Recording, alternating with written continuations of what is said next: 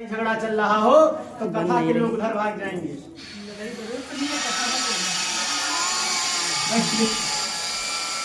भाई देखिए बताया गया कि अगर कथा चल रही हो और दूसरे पंडाल में लड़ाई झगड़ा चल रहा हो तो लोग वहां जाकर चले जाएंगे।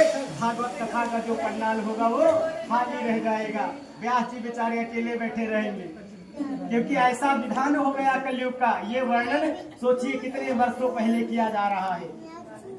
इसी का वर्णन, इस कलयुग का वर्णन संत महात्मा बैठकर नैमिषारण्य में कईयों हजारों वर्षों पहले कर दिए कि ऐसा ऐसा कलयुग में होगा।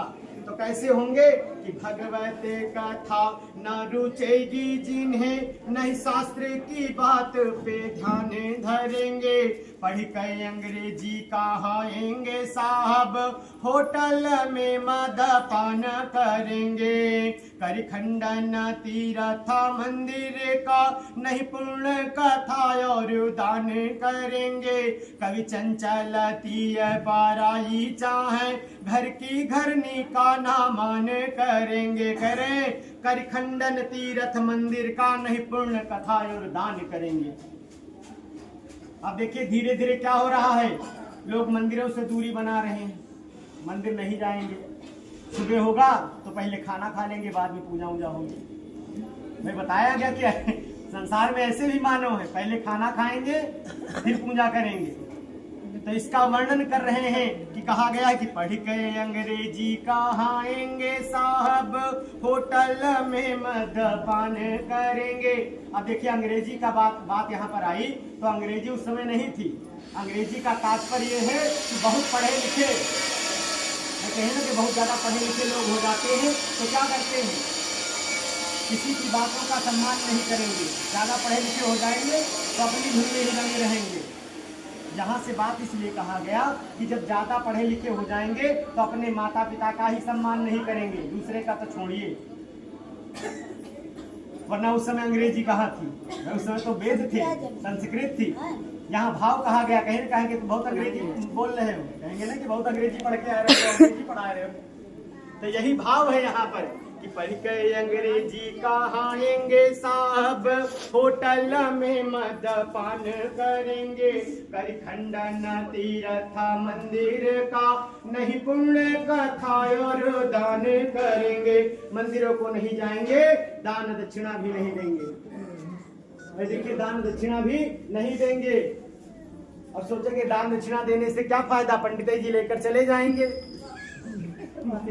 भाई यही सोचेंगे ना कि भावना, भाई सबकी भावना यही, सबकी भावना ऐसी नहीं रहती, कुछ लोगों की भावना रहती है। लेकिन कहा जाए कि जो आचरण होता है आचार्य का, वैसा आचरण क्या कोई कर पाता है? भाई अगर आप ही का बालक है, आप ही का बच्चा है, अगर वो धर्म शास्त्र की ओर चला गया, धर्मात्मा हो गया, भगवान की ओर चला गया, तो लोग उसको भी तो पूजेंगे। भाई है आपका ही संतान, लेकिन अगर वो भगवत कृपा को प्राप्त कर लिया, भगवान की ओर चला गया, संत हो गया, महात्मा हो गया, तो अगर वो हो गया तो देखिए हमको सम्मान की दृष्टि से देखना चाहिए। भाई सम्मान की दृष्टि से देखना चाहिए, क्योंकि कहा गया है पाप तो सभी कर लेते हैं, लेकिन धर्मार्थ को धारण करना इतना सरल नहीं है। भाई धर्म को लेकर चलना, जो स्त्रियां धर्म को लेकर चलती हैं उनके लिए बहुत ही कठिन पथ होता है, लेकिन जो चलती हैं तो पार भी पाती हैं। पाप तो भाई देखिए, पाप तो कहा गया कि पाप तो तुरंत आप कर देंगे, पाप कर्म करना हो तो तुरंत हो जाएगा। भाई किसी से छीनना हो हमको तो तुरंत छीन लेंगे, लेकिन किसी को देना हो भाई देर लगती है, दान देना हो तो देर लगती है। तो यही कहा गया कि पाप कर्म लोग कर देंगे लेकिन दान की ओर नहीं जाएंगे। तो वही कहा गया है अबला तन देखी जवान सभी निज माता पिता को नहीं चाहेंगे। करें अबला तन देखी जवान सभी निज माता पिता को नहीं चाहेंगे। कलयुग के जो बालक हैं, जो बच्चे हैं, वो अपने माता पिता से विमुख हो जाएंगे। इसलिए विमुख हो जाएंगे क्योंकि संस्कारों की कमी हो जाएगी। भाई संस्कारों की कमी हो जाएगी। जब हम अपने बालक को नहीं बताएंगे कि भाई ये परमेश्वर हैं, ये हमारे रिश्तेदार हैं, ये हमारे मन हैं, इनको भाई नमस्कार करो, प्रणाम करो, तो क्या लड़का बड़ा होकर करेगा? जब छोटे पर आप नहीं बताएंगे कि भाई देखिए ये बुआ है, मौसी है, ये मौसी है भाई, इनके पैर छुओ, इनसे नमस्कार करो, प्रणाम करो, जब जैसे संस्कार आप बच्चों में देंगे वैसे ही तो आगे वो जाएंगे। तो इसीलिए कहा गया है, आगे देखिए बताया गया है कि सब झूठ है पूजा विधान और मंत्र, परस्पर सब यही बात कहेंगे। कलयुग के मानो कितने धूर्त हो जाएंगे, कहेंगे पूजा वूजा कुछ नहीं होती है, सब झूठ है, मंत्र है सब झूठ है। और जब ये इसी तरह के मानो हो जाएंगे तो क्या होंगे, इनका आचरण कैसा हो जाएगा। कहा गया जन भांग धतूरा अफीम नशा में, निरंतर वे बिना होश रहेंगे। करे तरह तरह के नशा करने लगेंगे कलयुग के मानो, भाई तरह तरह के नशा करने लगेंगे। बताया गया है कि भाई देखिए भांग का नशा करने लगेंगे, धतूरा खाने लगेंगे, अफीम खाने लगेंगे, तरह तरह के नशा करने लगेंगे कलयुग के मानव। ये वर्णन चल रहा अभी देखिए नैमिषारण्य में, सौनक इत्यादि 88,000 ऋषि बारी बारी से खड़े होकर सब बता रहे हैं कलयुग की लीलाएं, कि कलयुग में ये होगा, कलयुग में ऐसा होगा, कलयुग में ऐसा हो जाएगा। फिर आगे देखिए कह रहे हैं बिगड़े फिरेंगे बिन पंथ के वो, बिन घाट के चंचल झूमे बहेंगे। भाई देखिए कहा गया कि जो चौथी आयु होती है, चौथी अवस्था होती है, माता ने सिखाया देखिए मानव का, तो वही कहा गया कि भाई देखिए चौथी अवस्था जो होती है वो बड़ी ही दुखदाई होती है। स्त्रियों की हो चाहे पुरुषों की हो, जो चौथी आयु होती बहुत ही कष्टकारी होती है। उस आयु को हमको कैसे पार करना है, भगवत की शरण लेकर, भगवान की शरण लेकर, क्योंकि देखो वही आयु सबसे कष्टकारी होती है। वही पता चलता है कि हमारी जो संतानें हो कितनी अच्छी हैं। भाई देखिए सब कुछ तो पार हो जाएगा, जवानी पार हो जाएगी, लेकिन जो चौथापन होता है उसमें पता चलता है कि हमारा लड़का कैसा है, हमारी बहू कैसी है। तो उसका वर्णन कर रहे हैं कि भाई देखिए बिगड़े फिरेंगे बिन पंथ के वो, जब किसी की बात नहीं मानेंगे, आप संस्कार नहीं देंगे अपने बच्चों में तो बिगड़ जाएंगे, किसी की बात नहीं मानेंगे। इसलिए बताया गया कि महिलाओं को, स्त्रियों को, भाई देखिए संस्कार की जननी माता को कहा गया है। आपका लड़का गलत होगा, लड़की गलत होगी तो पिता नहीं कहे जाएंगे, माता कही जाएंगी। भाई माता ही कही जाएंगी कि कैसे संस्कार सिखा दिए हम अपने बच्चे को।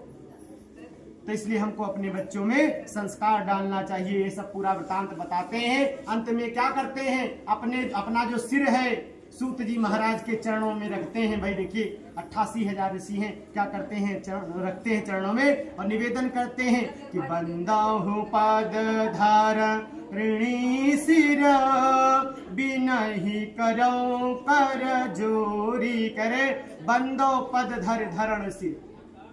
भाई देखिए वंदना करते हैं, जो सिर है उनके पदों में रख देते हैं, पद पे रखते हैं अर्थात उनके चरणों में रखते हैं। और कर जोड़, विनय करो कर जोड़ी, अपने करों को, भाई इनको कर कहा गया है।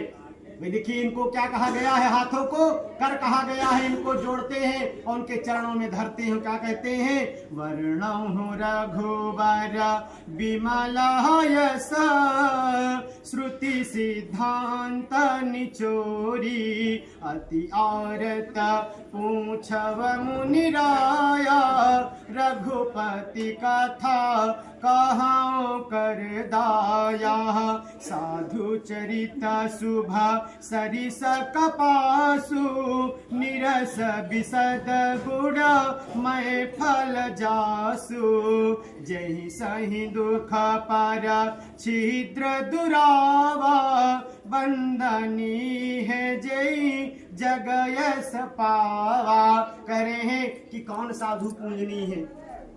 भाई हर साधु नहीं पूजनीय है, कौन से साधु पूजनीय है। अब तो आपको तरह तरह के साधु मिल जाएंगे रोड पे। भाई देखिए आपको तरह तरह के साधु मिल जाएंगे रोड पर, लेकिन कौन साधु है, सच्चा साधु कौन है, इसका पता कौन लगाएगा। इसका पता आप खुद लगा सकती हैं। भाई वो आचार्य कौन सा आचार्य हो सकता है, जो सच्चा आचार्य होगा, जो धर्मार्थ के लिए जीता हो। अब पंडित जी आपके घर में कथा करने आए, अपनी ही गरीबी का बखान करने लगे कि हमारे घर में खाने के लिए कुछ नहीं है। भाई आप कथा करने आए हैं तो कुछ ऐसा प्रबंध करिए कि जजमान का कल्याण हो। भाई कुछ ऐसी बात बताइए कि जजमान का कल्याण हो। तो वही बताया गया कि जो आचार्य अपना ही दुखड़ा रोने बैठ जाए वो आचार्य नहीं है। जो अपना हित करने के लिए अपना ही हित सोचे, जजमान का हित न सोचे, वो ऐसे आचार्य नहीं है, वो आचार्य नहीं है। क्योंकि जो परमार्थ के लिए जीता है वही सच्चा साधु होता है।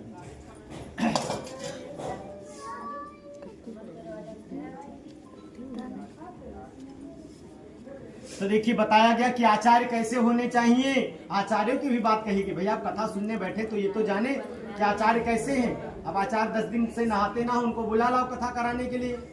तो वही कहा गया कि आचार्य कैसे हो। तो वही कहा गया पानी पियो जान के गुरु करो, मतलब पानी पियो छान के गुरु करो जान के। तो वही कहा गया है कि जो उठ प्रात नहात नहीं, दिन सात चले आही, विध जाको अचकी माल न बाल विभूति, न देत जुयर्ग सदा सविता को।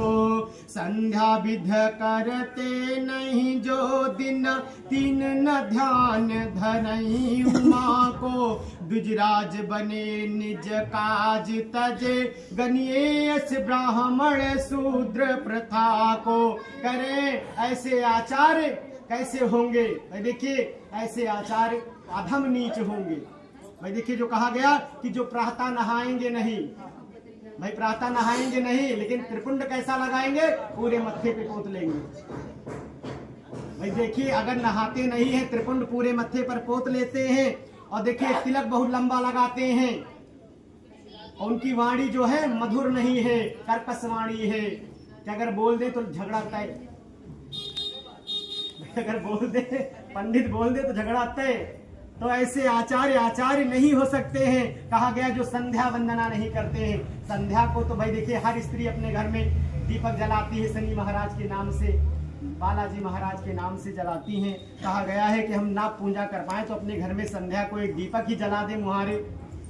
भाई सनातन हमारा यही तो बताता है कि भाई देखिए हमको कैसे रहना है, जीवन की हर कला बताता है। हमारे धर्म से कोई अच्छा धर्म है भाई? हम तो पेड़ों की पूजा करते हैं, पशुओं की पूजा करते हैं, और भी ज्यादा होता है तो कुत्ते पाल लेते हैं घर में भाई। देखिए तरह तरह के हम लोग हैं मानो भाई। हम तो पशुओं को भी मानते हैं भाई। हमारे धर्म में तो अधम नहीं सिखाया गया, किसी को मारना किसी को काटना नहीं सिखाया गया। इसलिए हमारा जो धर्म है वैदिक सनातन धर्म, ये सबसे उत्तम धर्म है।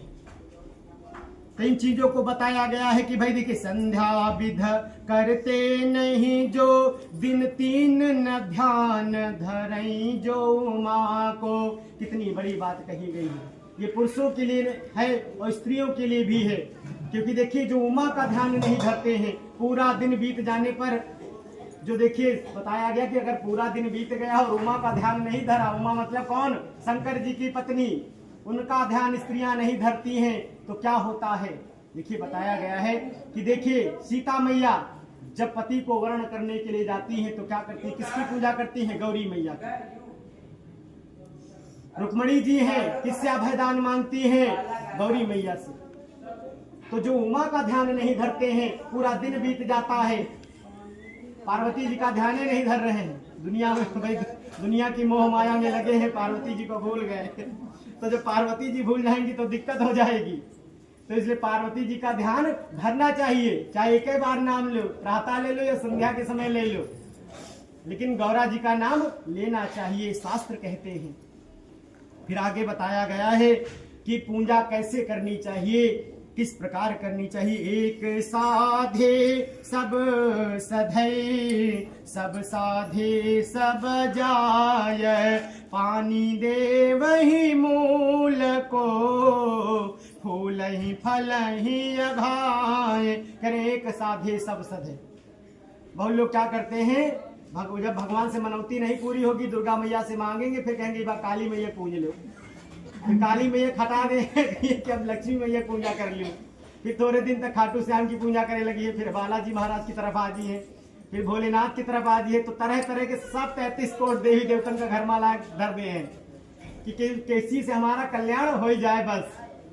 तो ऐसा हमको नहीं करना चाहिए, क्योंकि कहा गया एक साधे सब सधे, सब साधे सब जाए।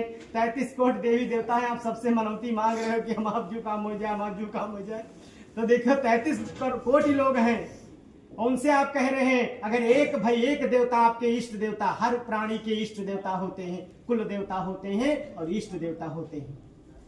मैं देखिए देवता सबके इष्ट एक ही होते हैं, वो बात अलग कि आप सबकी पूजा करिए, क्योंकि हमारे सनातन में कहा गया कि हमारे सब देवता हैं। भाई सबको, भाई लक्ष्मी जी हैं, धन की देवी है, भाई विष्णु भगवान है, ग्रस्त के देवता है। तो सबके देवता अलग अलग है, इसलिए सबकी पूजा करनी चाहिए। लेकिन हमारा कोई एक इष्ट होता है, इष्ट ऐसा होता है कि जिसकी पूजा करे बगैर हम अन्न को, जल को नहीं पिएंगे। भाई बहुत लोग भोलेनाथ को जल लेने जाते हैं, जब तक जल नहीं दे देंगे तब तक नहीं कुछ खाएंगे। और कुछ लोग हैं तुलसी में जल डालते हैं, जब तक जल नहीं डाल देंगे तब तक कुछ नहीं खाएंगे। सूर्य भगवान को कुछ लोग अर्घ देते हैं, अर्घ देकर तभी खाएंगे। तो सबका विधान अलग है। जिस स्त्री का जो, भाई देखिए जो इष्ट देवता है उनकी पूजा हमको करनी चाहिए, ये विधान है। ये नहीं कि भाई 33 कोट देवी देवता को लेके दौड़ो एक साथ में। तो वही कहा गया कि भाई देखिए इस प्रकार खेती करही बनिज को धावे, दो में को हाथ न आवे। भाई कहा गया खेती करें बनिज को धावे और दो में एको हाथ न आवे। जब इस प्रकार आप करेंगे कि भाई देवता बदलते रहेंगे तो आखिरी बार क्या होगा, भगवान आप ही को बदल देंगे। भाई कह रहे हैं जब आप देवता को बदलोगे तो भगवान भी तो आपको बदल देंगे, कहेंगे भाई ये हमारे भगत नहीं है, निकलो इनके घर से। तो इसीलिए कहा